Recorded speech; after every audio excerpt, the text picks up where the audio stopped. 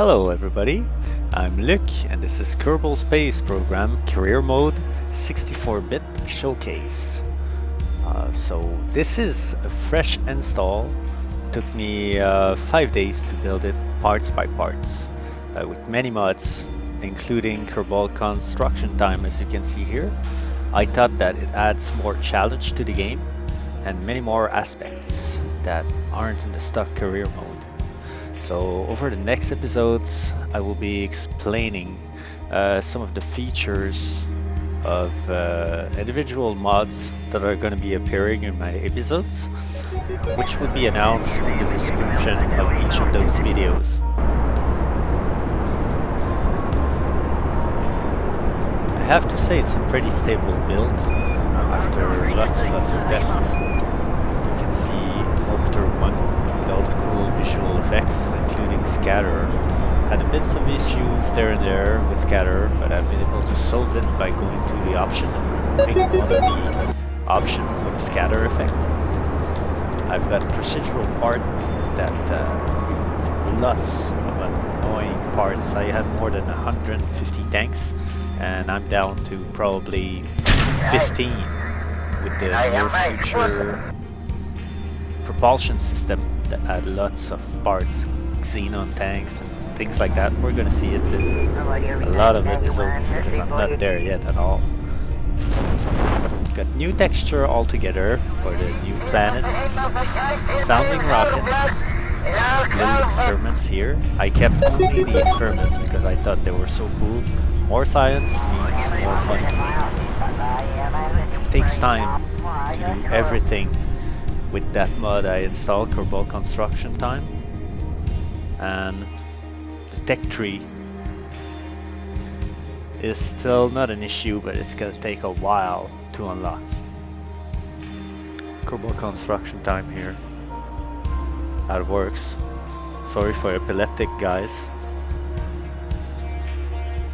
I had a few other missions, the very tiny missions that give me 4,000 bucks and 1 reputation.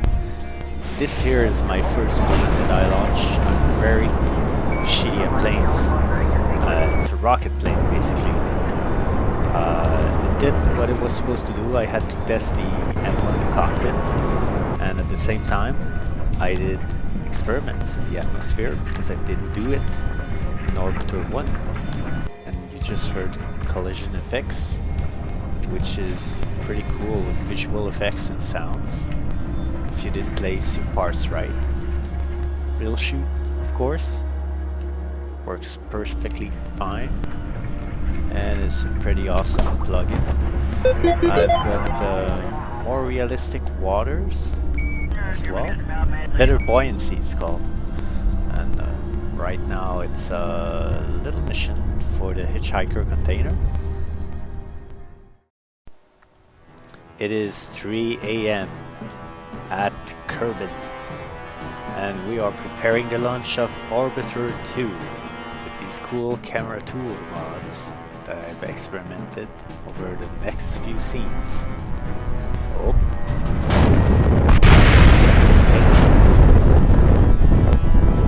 Camera tools is a pretty awesome plugin. I'm experimenting a lot with it, and you're going to see it in the next few episodes. I'm going to get better with it, and you're going to get awesome views. Like, this is so awesome, I can't go without it anymore, but it's very complicated to use. So Orbiter 2 made it into orbit flawlessly,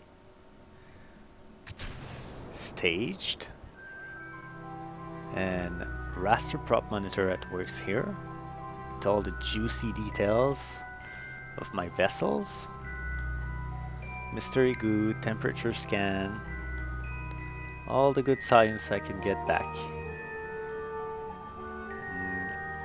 As you can see, there's more procedural tanks in effect, real shoot right there, and I don't recommend you put all your science instruments in there all bunked up together. It doesn't fit well. So there you go, I completed my first orbit, decelerated my my periaps, sorry, deadly re-entry, And we'll shoot all the way down to Kerbin. I'd say it was a single launch. It went very well. 45,000 bucks for the contract.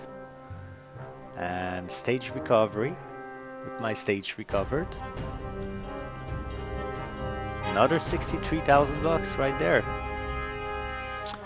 And now going with the tech tree, I had the community tech tree, and I've got a bunch of mission with contracts packs.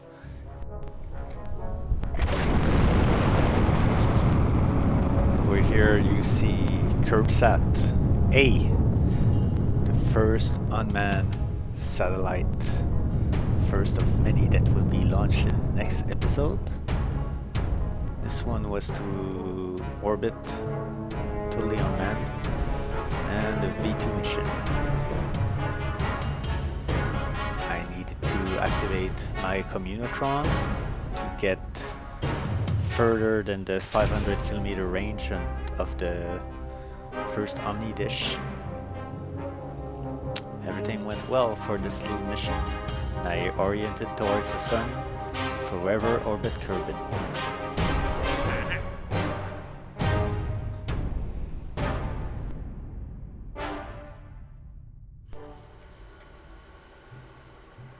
And I took the V2 mission, which was to get to an altitude of 70 kilometer, and I took Vostok 2, which goal was to orbit for a period of 1 day around Kerbin without dying.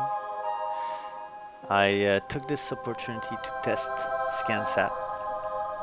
Oh, here it is, how it works. Orbiting the polar orbits of Kerbin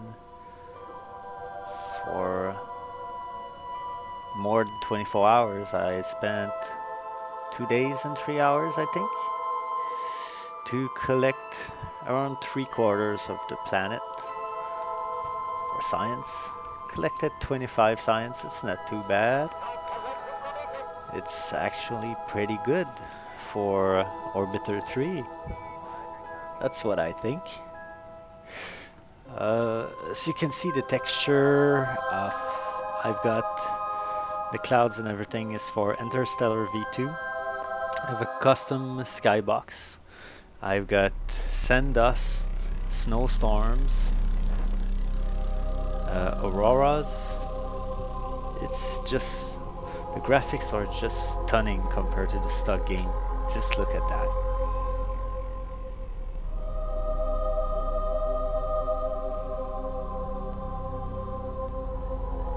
Yes, Jeb is old in my career mode.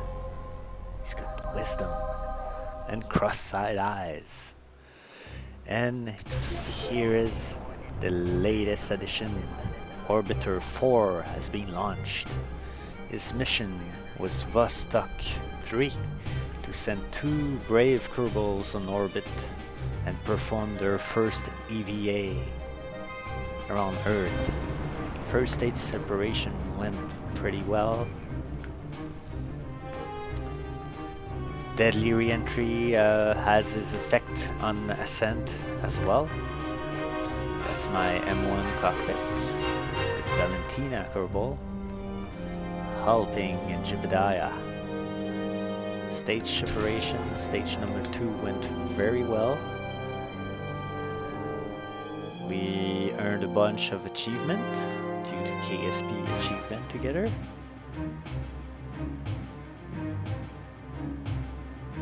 There you go. Look at that.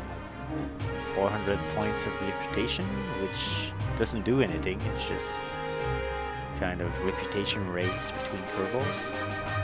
So here's the first EVA report I did, along with 8 other EVA report around the equator. And just bring back more science to the planet Kerbin.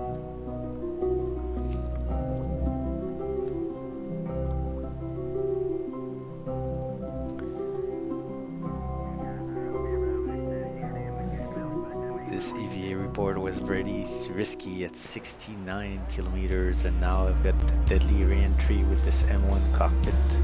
Did it survive? I lost my fuel tank, but yeah, it survived. It almost blew up.